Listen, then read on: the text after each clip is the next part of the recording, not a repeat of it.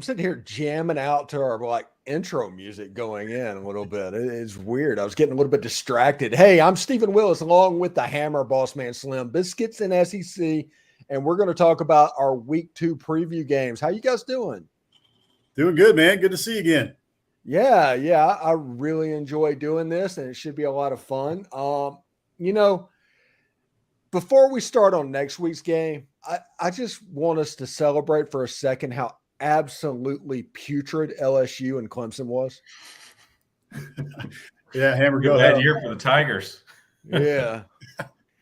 Yeah, Clemson is one of those things like back in my day, the Clemson Tigers were good at football. That was not an explosive team. Cabe Klubnik, he was supposed to be the dude, but it makes you wonder. It's like, well, maybe it wasn't DJ's fault last year.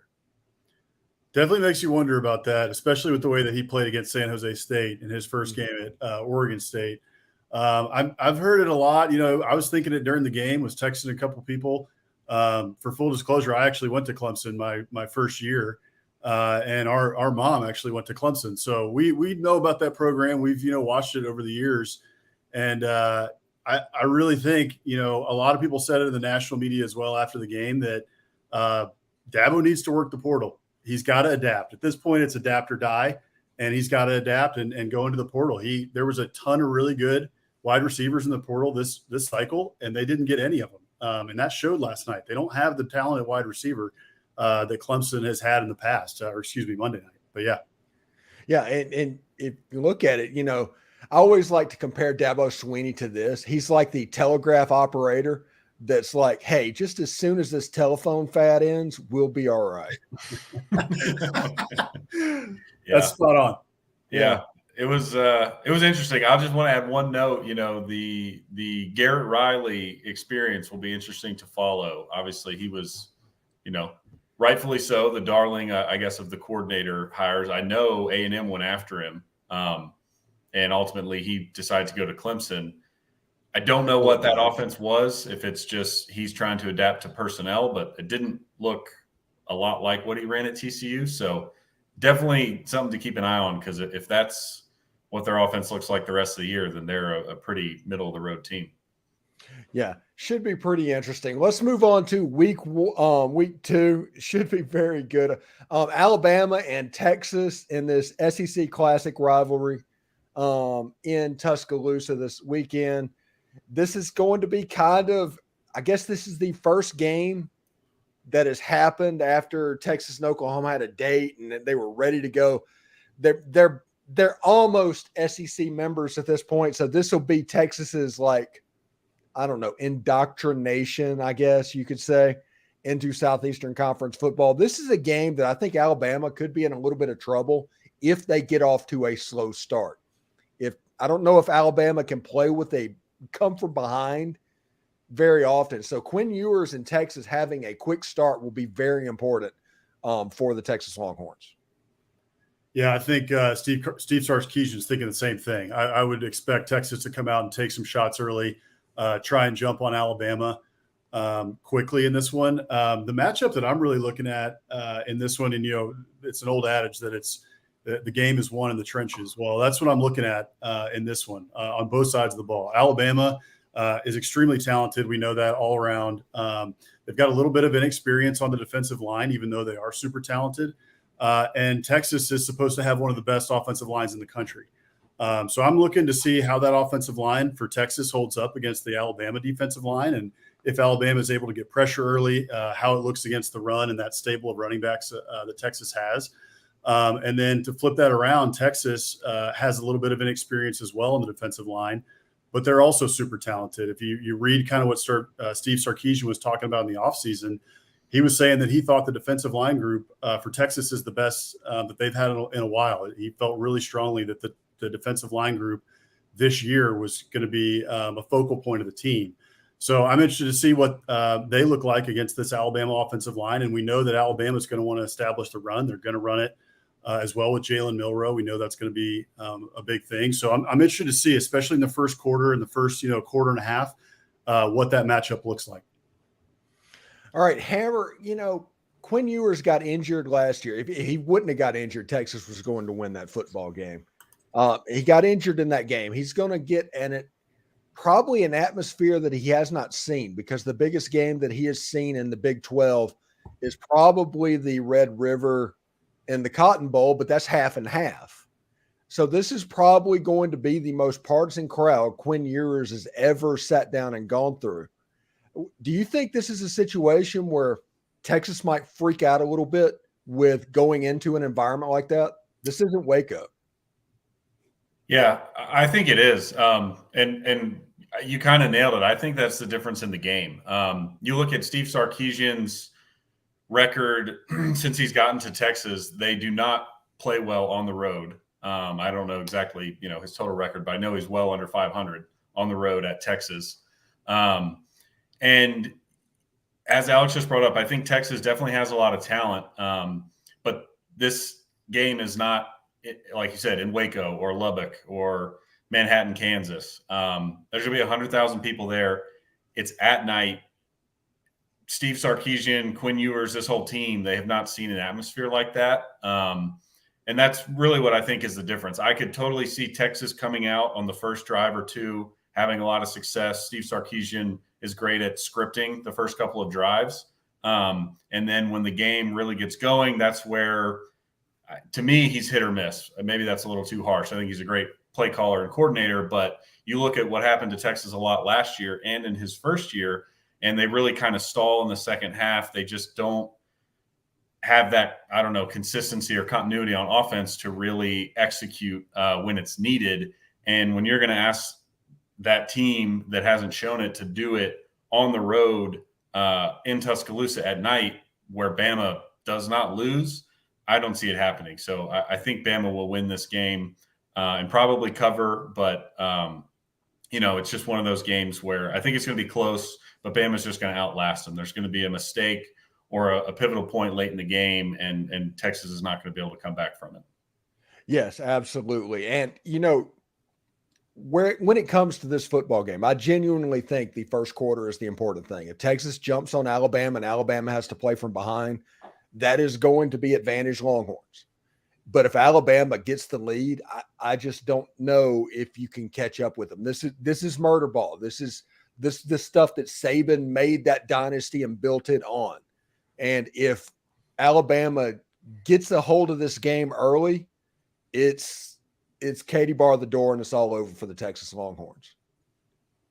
Yeah, I think that's right. I'm with you, Steven. Like I said at the outset, I think that this one, the first quarter and a half, I'm really interested to see.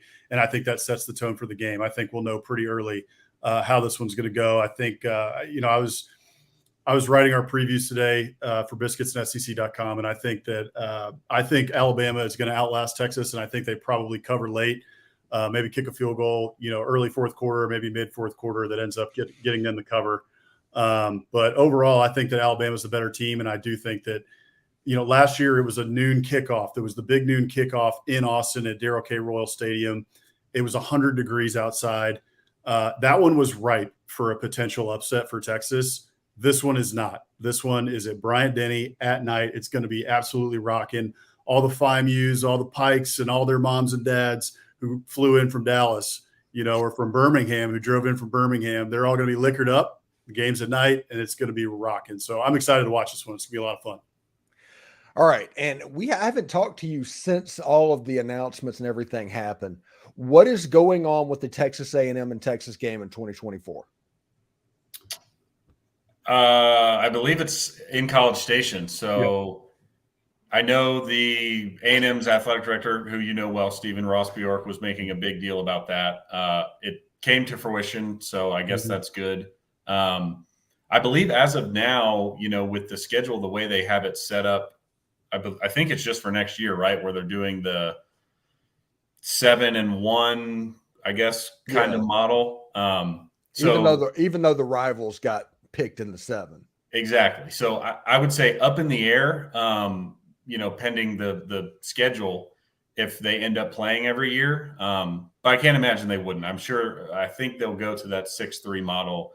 A&M and Texas will get an annual matchup.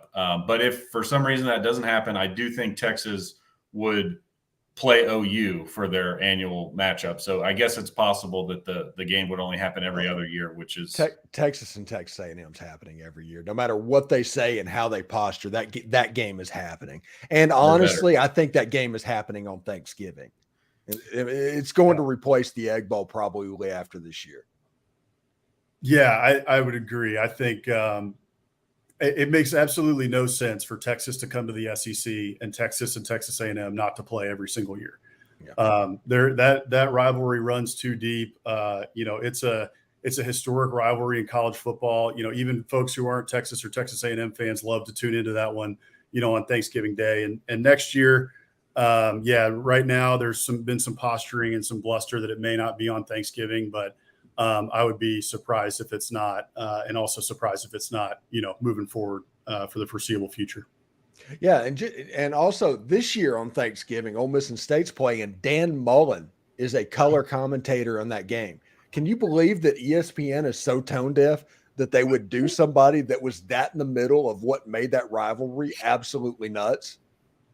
I can totally see it. I think ESPN's tone deaf with a lot of decisions and choices that they make. So this one doesn't surprise me. I'm going to go the other way. I think ESPN knows exactly what they're doing. I actually don't like ESPN much at all either. However, I think they know they're stirring the pot with this one. And when they put it out and when Dan Mullen threw it out there on the podcast that he was on, it lit Twitter up immediately. You had both sides. You had the Ole Miss folks chiming in saying this guy's, half the reason or, 70% of the reason why the rivalry is so bad now. And then you had all the Mississippi State folks, coming at the Ole Miss people. So I think ESPN definitely, drummed up some excitement for that game months in advance. And of course, look, as an outside observer to that game, I'm pretty excited to watch that because the memes are going to be fantastic throughout the entire game on social media. So I understand why Ole Miss fans are frustrated and annoyed with that. It's obviously going to come with an air of bias in the game, but I'm looking forward to it. Yeah, especially with the game being in Starkville. So let's move on. Hey, look at that segue right into the Ole Miss Tulane game. That is good stuff, and that's why I get paid the big bucks. Ole Miss and Tulane. Now, this is what's going on with this game, in my opinion. And you can look at the background, and yes, I'm extremely biased. I'm the host of the Locked On Ole Miss show. Yes, it's in the title. So bear with me on this one. Tyjae Spears was responsible for them beating USC and Kansas State last year. Good football team. Tulane is a well-coached football team, but they don't win either of those games without Tyjae Spears. If you look at the USC game, I think Michael Pratt was about a 50% passer. He did rush for 100 yards.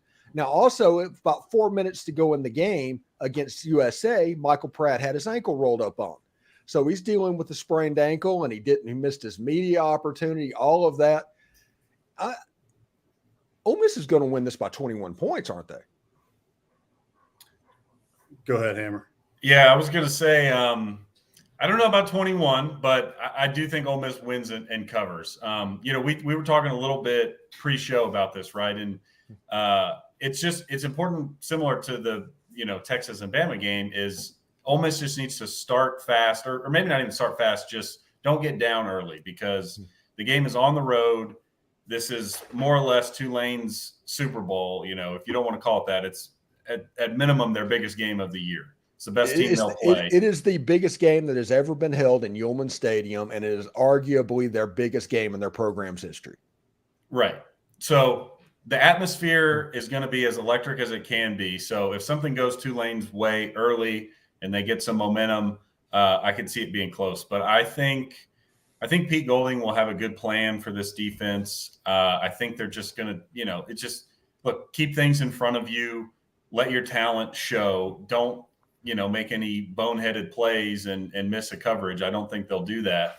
And then offensively, I think, it was Mercer, but the Ole Miss attack under Lane Kiffin is a known commodity. Regardless of who the opponent is, they can move the ball and they can score in multiple ways. So I do think they'll be able to run the ball with Judkins, and I think when they need to, Dart can throw the ball against Tulane. So I like Ole Miss to win here.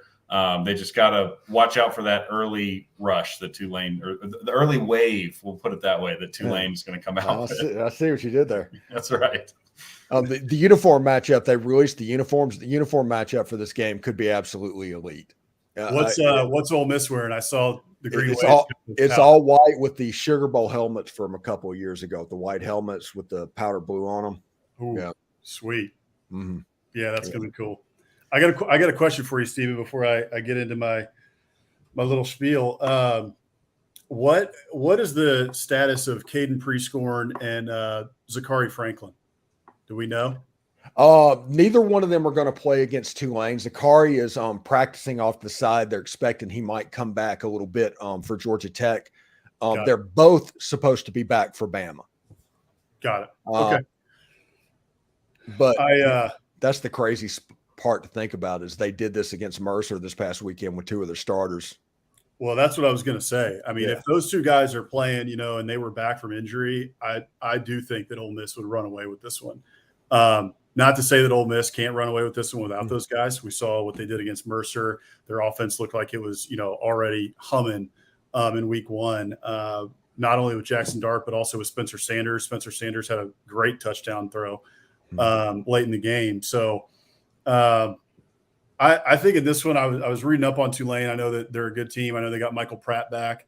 They got kind of a hodgepodge of wide receivers. I think their top wide receiver is gone from last year, if I remember correctly.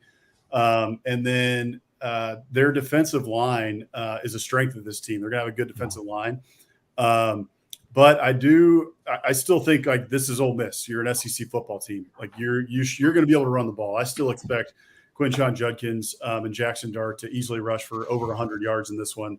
And then also, the second line, the secondary for Tulane is a little bit inexperienced as well. Got a few players, and they brought in some transfers. But at the end of the day, I just think that Ole Miss has more talent. Watching that Mercer game and watching the guys that they brought out there, Trey Smith, I believe he was the wide receiver, right? For Trey Harris, 4 touchdowns. Who transferred in, right? Yeah, played an unbelievable game. I mean, that kid's obvious. Ole Miss had a couple guys, right? Who's going to be the breakthrough? Who's going to be that guy that steps up at wide receiver? Looks like we already have one in Trey Harris. I expect there to be maybe Zachary Franklin, Prescorn, a couple others, Michael Trigg, maybe to step up throughout the year. Ole Miss has a plethora of weapons. I don't think that Tulane has enough weapons on offense to combat that, and I don't think that they've got enough on the back end on defense to be able to slow this Ole Miss attack down. I expect this one to be a double-digit win for Ole Miss. I think they cover. I think they win by 14, 17, something like that. Yeah, and it's just a weird situation that's going on too. I just don't think Tulane has the horses at all. Now, if you look at Ole Miss, go back to former Ole Miss, and Hugh Freeze finally gets to make that trip out to Cal. Now, fun fact that whenever he got Ole Miss on probation, the week after the verdict went down, Ole Miss played at Cal. Matt Luke was there as an interim in Cal. We have a situation now where Hugh Freeze finally gets to make that trip out there. Justin Wilcox had them humming a little bit against North Texas. The defense was good. They've got a new look offense. Auburn has a really interesting offense. Hugh Freeze is going to be able to dial stuff up. Their defense that I've heard could be a little bit iffy as this goes on. And you have the time difference. You have a lot of stuff there. I think this is trickier for Auburn than people realize. Yeah, I totally agree with that. I was reading up on this game. I mean, honestly, as I was thinking about this one, first of all, I know that Justin Wilcox is their coach. I kind of forgot he was their coach. They've been off the map for so long. I mean, this Cal team, the only time I ever see them come up on social media is when someone is reposting the video of Marshawn Lynch driving around the cart all over the field. They haven't been good in a very long time. I mean, the last time they were half decent, I guess, was when they had Jared Goff, maybe. So it's been a while. And last year they were 4-8. Yeah, they did put up a lot of points on North Texas. That did, open my eyes a little bit. Maybe this will be a little tougher game for Auburn than I initially expected. The big thing to me is what you mentioned. It's the time difference. This is going to be a 9:30 Central Time start. I'm sure, I don't know if Auburn's already traveled. I'm sure they've traveled by now, but I wonder if they traveled earlier in the week. If I was them, that's what I would have done to acclimated to it. But I think Auburn gets off to a slow start because of that. It's not easy to get up for a game when it's a 9:30 start in your own time zone. So at the end of the day, I think Auburn, they just have a more talented roster. North Texas isn't a good team by any means, so Cal just ran it up on them. But I do think Auburn gets off to a slow start. In the end, I think that Peyton Thorne, I think that Robbie Ashford's legs. I'm interested to see if Jarquez Hunter plays. If Jarquez Hunter plays, that puts Auburn over the top for me. I think it's a double-digit win for Auburn if he does play. And if he doesn't play, I think that Auburn wins by a touchdown maybe. And it's a tougher win than they expect, but in the end, they pull it out. All right, Hammer. Now, think about this for a second. In 2024, this would be an SEC-ACC matchup. Yeah, that makes no sense. We've been hammering that on the newsletter, how silly that whole realignment thing is. I guess was that 30 minutes from the Pacific Ocean and the Atlantic Coast Conference. Yeah. What have you been calling it, Hank, in the newsletter? The Transatlantic Conference, I think, right? Or Transcontinental or something. The Transatlantic Atlantic Coast or Transcontinental Atlantic Coast Conference. Somebody called it. I saw online the All Coast Conference. Yeah, perfect. Yeah, the ACC. That's a whole conversation for another day. As dumb as that all is. In terms of this football game, I think I was quite surprised to see what Cal did to North Texas. I Bleav that game was on the road too, for whatever that is worth. But I also know that North Texas is under a new coaching staff. I Bleav they fired Seth Luttrell after last year. I don't know who actually took over. But point being, I don't think North Texas is very good. It was impressive to see Cal score that much because they haven't been able to score that much on air within the last couple of years. But yeah, I think Auburn will win this game by a touchdown or 10 points. And I think the difference really is Robbie Ashford in that run game. You know, they could be sluggish. I think Peyton Thorne is a decent quarterback, but he's not somebody I expect to go out there and light up the scoreboard. And if they do get off to a sluggish start, no better place to turn than the run game, and particularly the quarterback run game, when you don't even have to hand the ball off. Just let him run, basically, which he's still good at. He had a productive game in Auburn's opener.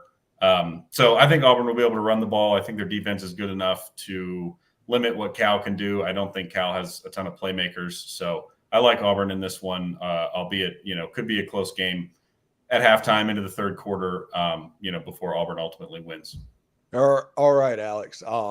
What do we think is going to be more? Are we going to have more possessions by Auburn or Fanville commercials? I'm going to go Fanville commercials. As ridiculous as commercials have been over the past couple of weeks, I guess this one technically isn't a primetime game. So ESPN's not going to be milking it for every ad that it's worth, but I do think that there's still going to be plenty of ads. And like I said, I think this was going to be a tough win for Auburn. So I'll take the over on Fansville commercials. Yeah, and if it was on SEC Plus or something like that, Fanville would absolutely win. It wouldn't even be competition. It'd be every break would be a Fanville commercial. But right. Maybe with this actually being on one of the linear networks, they'll have a little bit of chance. All right, let's go a little bit off script right now before we get out of here. Texas A&M at Miami. Texas A&M is going to be playing in front of, 700-800 people, friends and families only in Miami. Now, Miami gets a bad rap, but that stadium is like an hour away from Fort Lauderdale and an hour away from Miami. And the Orange Bowl that's where the baseball stadium is now, and everybody, that monstrosity, but it just ruined the Orange Bowl for what they had. But yeah, I'm not impressed by this. I need to see. I was excited because a little bit Texas A&M covered a 39-point line when they hadn't scored over 30 points in like 2 years, and so that made me a little excited. Now, Miami, which team is going to stand up? Which team is going to be the one that bows up after this game?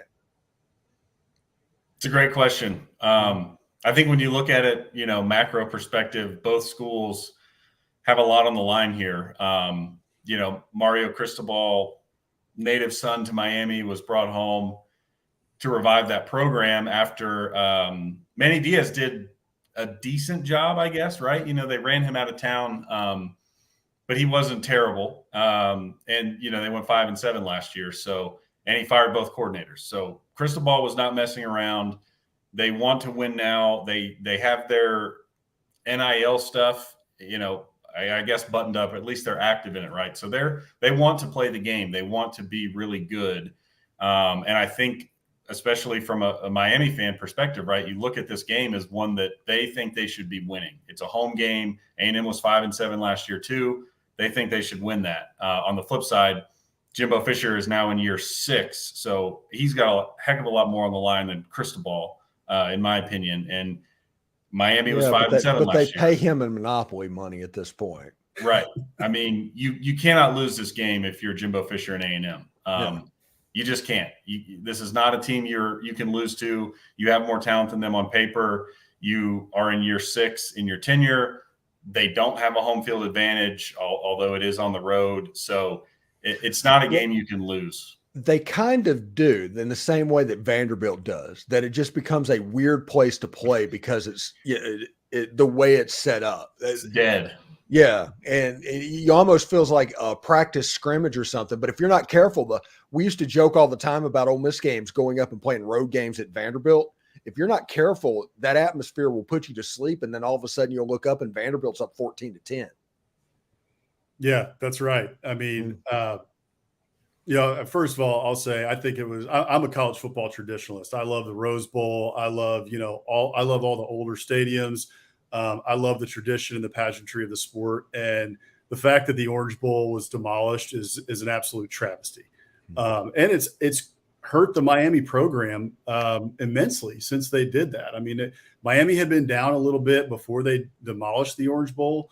But once they did that, I mean, not to say that that's the only issue that they've had down there, but it definitely didn't help because they don't have a home field advantage. And now they play in this Miami, NFL corporatized stadium, and it doesn't have a whole lot of character. It doesn't have the history. It doesn't have the tradition. And like you said, it's an hour away for people, for students not only to get there, but also they got to take a bus or maybe they spend the night in a hotel or something, right by the stadium or something. I really don't know what they do, but either way, I think it's pretty ridiculous that this is what they do. And hopefully someday, I hope eventually they will get a stadium back on campus because I frankly don't think that Miami can be Miami without one. That's just my opinion. But as far as this game goes, I'm really fascinated by the matchup. I think it's going to be a really good game. Miami is talented. A&M is more talented on paper. There's been so much talked about that number 1 recruiting class and the blue chip ratio and all of that. But Miami's a good football team, and they ran Josh Gaddis, the offensive coordinator, out of town last year after he didn't have such a good year there. Really did a terrible job, frankly, with Tyler Van Dyke, who was the 2021 ACC Offensive Rookie of the Year. And Van Dyke looked like he was doing a little bit better against Miami of Ohio last week. Shannon Dawson is the new offensive coordinator. He's an air raid guy. Hal Mummy disciple, also was under Dana Holgerson at both West Virginia and at Houston. So I think that plays to Van Dyke's strengths. And I know that this system, really it's going to come down to the A&M defense. And A&M has a very solid defense. They were a top 25 defense last year, which people forget because they were 5-7. And a lot of those guys were very young at the time. So this is a defense who has a lot of experience now under their belt, even though, you look at the roster, they're sophomores. Most of them are sophomores. They also have some good transfers who came in. So I think the big test is going to be for A&M's secondary. And I really look for the A&M defensive line. I think if A&M's defensive line can get pressure on Van Dyke early and can wreak some havoc in the backfield, I think it could be a long night for Miami. Because frankly, after what I saw last week against New Mexico, I expect Bobby Petrino in this offense for Texas A&M to be humming. I think Connor Weigman is a stud, and I think that he's got studs. Feed the studs is what they're saying in College Station. He's got studs all over the field, whether it's in the backfield with Reuben Owens, Le'Veon Moss, Amari Daniels, or whether it's on the outside with any one of those wide receivers. Just take your pick. Yeah, should be pretty good. And right now, it is crazy to think of, but maybe the SEC West goes through Oxford, Mississippi in early November. It sure could. That would be fun. That would be really fun if that was the case. That may happen, and we will get that answer a little bit. We'll know more this month because Texas, Alabama. You'll know what Alabama has. Ole Miss plays Alabama in a couple of weeks. I think A&M plays them the week after them. So Alabama has they have a little bit of a gauntlet coming up, and they still have LSU on the schedule, but who knows what they have. Anyway, this has been the Biscuits and SEC Week 2 preview. Tune in every Thursday night when we live stream and talk about the games that are going on this weekend. NFL starts tonight. I'm going to go watch the Detroit Lions and the Kansas City Chiefs.